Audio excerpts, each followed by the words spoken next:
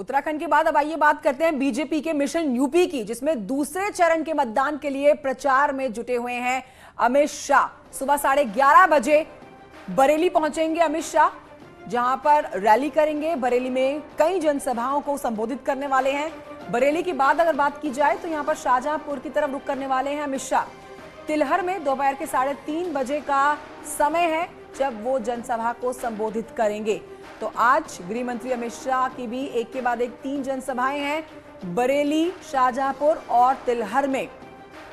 ये यूपी की तरफ हम बढ़ते हुए बता रहे हैं कि यहां भी किस तरह से बीजेपी जो है वो धुआंधार प्रचार कर रही है। चुनावी प्रचार 14 तारीख के मतदान के लिए, 14 तारीख को यहां दूसरे चरण का मतदान होना है। तो प्रधानमंत्री नरेंद्र मोदी, मुख्यमंत्री योगी आदित्यनाथ और अब तस्वीर आपके सामने गृह मंत्री अमित शाह की 3 जनसभाओं को संबोधित करेंगे। और पहली जनसभा जो होगी वो सबसे पहले बरेली में 11:30 बजे का समय है, जहां से हम आपको तस्वीरें भी दिखा रहे थे। तैयारियां पूरी हो चुकी है, लोगों का हुजूम जुटना तय है, जिसके लिए सुरक्षा के भी पुख्ता बंदोबस्त किए गए हैं।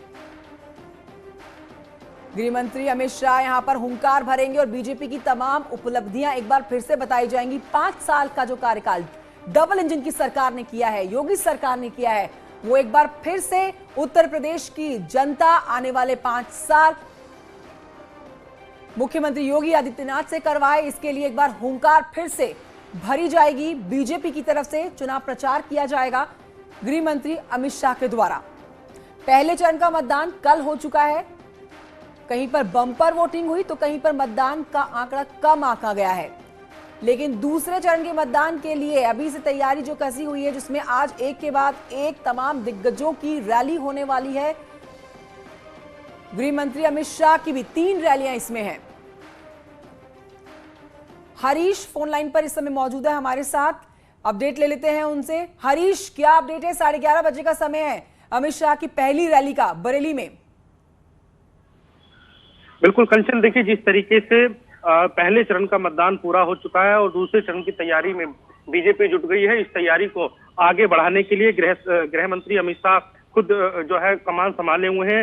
रोहिलखंड बरेली का वो इलाका जो रोहिलखंड में आता है, और ऐसे में रोहिलखंड वो जगह है जहां से 9 की 9 सीटें बीजेपी जीती थी पिछले 2017 के विधानसभा चुनाव में। और उसी लय को बराबर रखने के लिए, उसी लहर को आगे बढ़ाने के लिए अमित शाह खुद बरेली की जिम्मेदारी उठा रहे हैं। पहले रोड शो के माध्यम से उन्होंने आपका जानकारी के लिए